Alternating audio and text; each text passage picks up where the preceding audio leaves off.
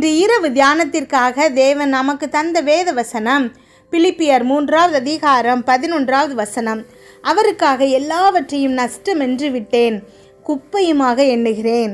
கிறிஸ்துவுக்குள் பிரியமானவர்களே, நம்முடைய வாழ்க்கையில் நிறைய நெருக்கமான சூழ்நிலை வரும். ஆனால் அந்த நெருக்கமான சூழ்நிலைகளில் கர்த்தரையும் அவருக்காக நம்ம வாழுகிற வாழ்க்கையையும் ரீப்ளேஸ் செய்வதற்கு அடிக்கடி உங்கள் வாழ்க்கையில் ஏதாவது ஒன்று வந்துகிட்டே இருக்கும்.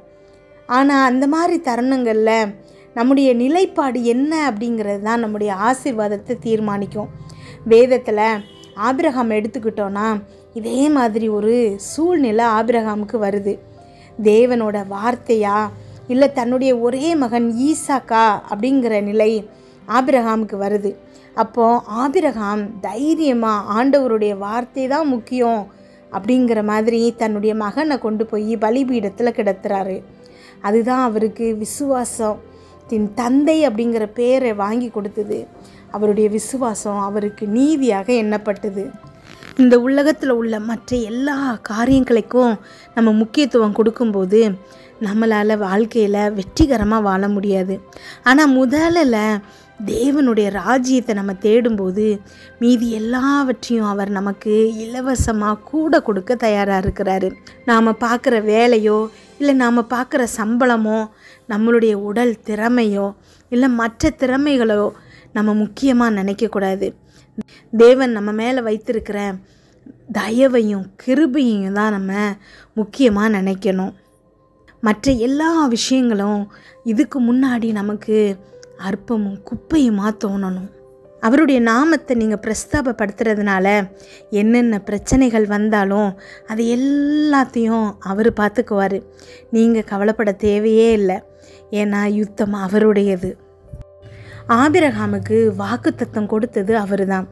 அந்த வாக்குத்தத்தத்தின் பிள்ளையாகிய ஈசாக்கு கொடுத்ததும் அவர் தான். ஆனாலும் ஆபிரகாமுக்கு ஒரு சோதனையை அவர் செய்கிறாரு. ஆபிரகாம் தன்னை விரும்புகிறாரா இல்லை தன்னுடைய ஒரே குமாரனாகிய ஈசாக்கை விரும்புகிறாரா அப்படின்னு அந்த சோதனையில் ஆபிரகாம் ஜெயித்துறாரு. அதே மாதிரி நிறைய நேரங்களில் நம்முடைய வாழ்க்கையிலையும் சோதனை அனுப்புகிறாரு. அவர் எல்லாவற்றையும் சிருஷ்டித்த தேவன். நம்ம சிருஷ்டித்த தேவனை நம்ம நம்பணும். அவர் சிருஷ்டித்த மற்ற எல்லாமே அவரால் தான் நமக்கு கிடச்சிச்சு. அப்படி இருக்கிறப்ப நம்ம முதலிடம் கொடுக்க வேண்டியது சகலத்தையும் சிருஷ்டித்த தேவனுக்கு தான். ஆபிரகாம் அதை சரியாக செஞ்சார். நம்முடைய வாழ்க்கையிலையும் நம்ம அதை சரியாக செய்யும்போது தேவன் நம்மளை ஆசீர்வதிக்க வல்லவராக இருக்கிறாரு. ஜெபிப்போமா. எங்கள் அன்பின் பரலோக தகப்பனே, இன்று முழுவதும் அப்பா என்னையும் என் குடும்பத்தில் இருக்கிற ஒவ்வொருவரையும் பாதுகாத்தீங்கப்பா. உண்மை நன்றியோடு துதிக்கிறோம், ஸ்தோத்தரிக்கிறோம். இந்த இரவு வேளையில் எங்களுக்காக நீங்கள் கொடுத்த வசனத்திற்கு நன்றி ஏசப்பா. என்னோடு ஜெபித்து கொண்டிருக்கும் ஒவ்வொரு பிள்ளைகளையும் உங்கள் கரத்தில் கொடுக்கிறேன். நீங்கள் பொறுப்பெடுத்து கொள்ளுங்கப்பா. கமெண்டில் ஜெபிக்க சொல்லியிருக்கிற ஒவ்வொரு பிள்ளைகளின் வேண்டுதல்களுக்கும் பதில் கொடுங்க ஏசப்பா. இன்றைக்கு என்னோடு ஜெபித்து கொண்டிருக்கும் உங்கள் ஒவ்வொருத்தருக்கும் அடைக்கலமாக தேவன் இருக்கிறாரு. அவர் மிகவும் உங்களை நேசிக்கிறாரு. உங்களுடைய சத்துருக்களுக்கு அவர் உங்களை தப்புவிக்கிறாரு. உங்கள் மேலே எழும்புகிறவர்களுக்கு உங்களை விலக்கி உயர்ந்த அடைக்கலத்தில் வைக்கிறாரு. உங்களுடைய தேவன் தம்முடைய கிருபையினால் உங்களை சந்திப்பார். தேவன் உங்களுடைய எல்லா சத்துருக்களுக்கு வரும் நீதியை சரி கட்டுதலை நீங்கள் காணும்படி செய்வார். நீங்கள் அவருடைய வல்லமையை பாடி காலைதோறும் அவருடைய கிருபையை மகிழ்ச்சியோடு புகழுங்க. நீங்கள் தாழ்த்தப்பட்டாலும் தேவன் உங்கள் கூட இருக்கிறாரு. அவர் உங்களை உயர்ந்த அடைக்கலத்தில் வைக்கிறாரு. தீங்கு நாட்களில் அவர் உங்களை தன்னுடைய கூடாரத்தில் மறைச்சி உங்களை தன்னுடைய கூடார மறைவில் ஒளிச்சு வச்சு உங்களை கண்மலையின் மேலே உயர்த்துவாராம். எவ்வளவு நல்ல தேவன் பாருங்கள். உங்களுடைய தகப்பனும் உங்கள் தாயும் உங்களை கைவிட்டாலும் கர்த்தர் உங்களை சேர்த்து கொள்வாராம். நீங்கள் கர்த்தருக்காக காத்திருக்கும்போது அவர் உங்கள் இருதயத்தை ஸ்திரப்படுத்துவாராம். உங்கள் சூழ்நிலை எப்படி இருந்தாலும், உங்களை சுற்றி இருக்கிறவங்க உங்களை எவ்வளவு அவமானப்படுத்தினாலும், வேணும்னே உங்களை கேவலப்படுத்தினாலும், கஷ்டப்படுத்தினாலும் தேவன் உங்கள் இருதயத்தை சோர்ந்து போகாமல் ஸ்திரப்படுத்துவாராம்.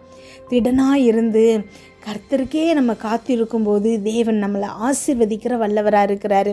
நீங்கள் கர்த்தரையே எப்போதும் நம்பி இருக்கும்போது அவர் உங்களை வெட்கமடைய செய்ய மாட்டாராம். அவருடைய நீதி நிமித்தம் நம்மளை விடுவிக்க வல்லவராக இருக்கிறாராம். நாம் செய்கிற நீதி இல்லை, இயேசு கிறிஸ்துவனுடைய நீதி நிமித்தம் நம்மளை விடுதலை செய்கிறாரு. நாம் அதை செஞ்சோம், இதை திறமையாக செஞ்சோம் அப்படிலாம் இல்லை.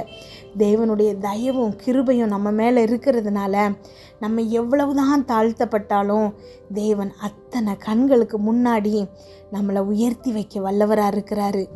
இன்றைக்கு உங்களை சுற்றி இருக்கிறவங்க உங்களுக்கு எதிராக இருக்கலாம், உங்கள் குடும்பத்திலேயே உங்களுக்கு எதிராக இருக்கலாம். ஆனால் தேவன் அவருடைய முகத்தை உங்கள் மேலே பிரகாசிக்க பண்ணி அவருடைய கிருபையினால் உங்களை ரட்சிக்க போகிறாராம். ஆமேன். உங்களை உங்கள் சத்ரு எவ்வளோ தூரம் தாழ்த்துறாங்களோ அந்த அளவுக்கு உங்களை தேவன் உயர்த்த போகிறாரு. நீங்கள் வெட்கப்பட்ட இடத்துலையே தேவன் உங்களை கனம் பண்ண போகிறாரு. அவர் உங்களுக்கு வெற்றியை தரப்போகிறாரு. இதுவரைக்கும் வாழ்க்கையில் நீங்கள் பட்ட அத்தனை அவமானங்களுக்கும் பதிலாக உங்களுக்கு கீர்த்தியையும் புகழ்ச்சியையும் கொடுக்க போகிறாரு. ஆமேன். உங்களை மனசு கஷ்டப்படுத்தி அழ வைக்கிற ஜனங்களுக்கு முன்னாடி உங்களை உயர்த்தி அழகு பார்க்க போகிறாரு. ஆமேன். நீங்கள் செய்ய வேண்டியதெல்லாம் அவருக்கு முக்கியத்துவம் கொடுத்து வேதம் வாசிக்கிறதையும் அவருடைய வார்த்தையை கேட்குறதையும் தியானிக்கிறதுலையும் உங்கள் சந்தோஷத்தை நீங்கள் அனுபவிக்கணும். ஏதோ கட்டாயத்தின் பேரில் ப்ரேயர் பண்ணாமல் வேதம் வாசிக்காமல் ஆசையாக என்னுடைய அப்பா கூட என்னுடைய உறவை பலப்படுத்துறதுக்காக நான் செய்கிறேன். ஆமேன். அந்த இருதயத்தை என்னோடு ஜெபித்து கொண்டிருக்கும் ஒவ்வொரு பிள்ளைகளுக்கும் இப்பொழுது கொடுங்கப்பா. அந்த பிள்ளைகளுடைய இருதயத்தில் உண்மை குறித்து ஒரு ஆனந்தம், ஒரு மகிழ்ச்சி, ஒரு சந்தோஷம் உண்டாகணும்ப்பா. நேரம் கிடைக்கும் போதெல்லாம் உம்முடைய வேதத்தை தியானிக்கணும்ப்பா. நீங்கள் இந்த பிள்ளைகளுக்கு கொடுத்த வாக்குத்தத்தங்களை அப்பா அவங்க திரும்ப திரும்ப தியானிக்கணும்ப்பா. ஆமேன். ஸ்தோத்திரம் ஏசப்பா. நன்றி ஆண்டவரே. ஆபிரகாமுக்கு நீங்கள் கொடுத்த வாக்குத்தத்தங்கள் அத்தனையும் சுதந்திரித்து கொள்ள இந்த பிள்ளைகளை நீங்கள் தயார்படுத்துகிறமைக்காய் நன்றி ஏசப்பா. ஒவ்வொரு பிள்ளைகளுக்கும் அப்பா நீங்கள் அந்த வாக்குத்தத்தத்தை அவங்க வாழ்க்கையில் ஆம் என்றும் ஆமேன் என்றும் செய்கிறீங்கப்பா. அதற்காக உமக்கு நன்றி. உம்முடைய நீதியினால் அப்பா எங்களை நீங்கள் நீதிமான் ஆக்கியிருக்கீங்க ஏசப்பா. சிலுவையில் எங்களுடைய அத்தனை பாவங்களையும் நீங்கள் சுமந்து உம்முடைய நீதியை எங்களுக்கு தந்திருக்கீங்க ஏசப்பா.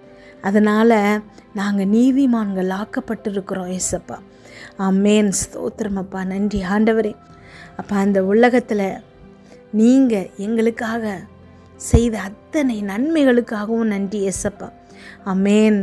எல்லா சூழ்நிலைகள்லையும் அப்பா நீங்கள் எங்களுக்கு நன்மைக்கு ஏதுவாக மாற்றுறீங்க ஏசப்பா. அது தீமையாக தெரிஞ்சாலும் ஆமேன் எங்களை அழ வைத்து எங்களை வேதனைக்கு உட்படுத்தினாலும் அப்பா அந்த எல்லா காரியங்களையும் நன்மையாக மாற்ற நீங்கள் வல்லவராக இருக்கீங்க ஏசப்பா. முழுவதும் அவங்க கரத்தில் கொடுக்குறோம் ஏசப்பா. என்னோடு ஜெபித்து கொண்டிருக்கும் ஒவ்வொரு பிள்ளைகளும் அவங்க சூழ்நிலைகளை அப்பா அவங்க கரத்தில் கொடுக்குறாங்கப்பா. அந்த பிரச்சனைகளை முழுவதும் அவங்க காலடியில் நாங்கள் சமர்ப்பிக்கிறோம் ஏசப்பா. இந்த பிரச்சனையிலிருந்து அப்பா அந்த பிள்ளைகளை நீங்கள் தூக்குகிறமைக்காய் நன்றி ஏசப்பா. ஒவ்வொரு பிள்ளைகளும் வேதனையோடு கண்ணீரோடு இருக்கிறாங்கப்பா. ஆமேன். அப்பா முழுவதும் அவங்க கரத்தில் ஒப்பு கொடுக்குறோம் ஏசப்பா. அந்த பிள்ளைகளுடைய வாழ்க்கையில் நன்மை செய்பவராக நீங்கள் இருக்கீங்க ஏசப்பா.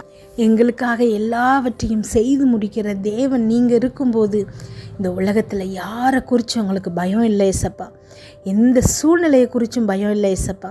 எந்த பிரச்சனைகளை குறித்தும் பயம் இல்லை ஏசப்பா. அளவுக்கு அதிகமாக எங்களை நேசிக்கிற தகப்பனாகிய நீங்கள் இருக்கீங்க ஏசப்பா. உலக பிரகாரமான தகப்பன் கூட இருக்கும்போதே எவ்வளவு பலம் இந்த பிள்ளைகளுக்கு கிடைக்குதுப்பா. பரம தகப்பனாகிய நீங்கள் எங்கள் ஒவ்வொருத்தர் கூட இருக்கிறீங்க ஏசப்பா.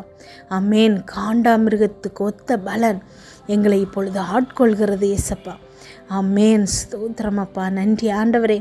அப்பா எங்கள் முன்னாடி எவ்வளவு பெரிய மலை போன்ற பிரச்சனை வந்து நின்றாலும் இனி நாங்கள் பயப்பட போகிறதில்லை ஏசப்பா. நீங்கள் எங்களுக்கு கொடுத்த பலத்தினாலே, நீங்கள் எங்களுக்கு கொடுத்த சத்துவத்தினாலே அப்பா நாங்கள் அதை எதிர்த்து நிற்கிறோம் அப்பா. இன்று இரவு இந்த பிள்ளைகள் தூங்கும்போது அப்பா சுகமான உறக்கத்தை கொடுங்க, நல்ல சொப்பனங்களை கொடுங்கப்பா. வீட்டை சுற்றியும் இரத்தத்தை தெளிக்கிறோம். அதிலிருந்து புறப்படுகிற வல்லமை எல்லா தீங்கு பொல்லாப்பு பொறாமை எரிச்சல் கெட்ட ஆவிகள் பில்லி சூனியம் மந்திரம் செய்வினை பாவம் சாபம் நோய் விபத்து எல்லாவற்றிலிருந்து விலக்கி பாதுகாப்பதாக. நாளை காலை எழுந்திருக்கும் போது புதிய கிருபையால் தாங்குங்கப்பா. இதை கேட்டுக்கொண்டிருக்கும் ஒவ்வொரு பிள்ளைகளின் இருதயத்தையும் உடைய கிருபையினாலும் சமாதானத்தினாலும் பலப்படுத்துங்க. இயேசு கிறிஸ்துவின் மூலம் ஜெபம் கேளும் நல்ல பிதாவே, ஆமென்.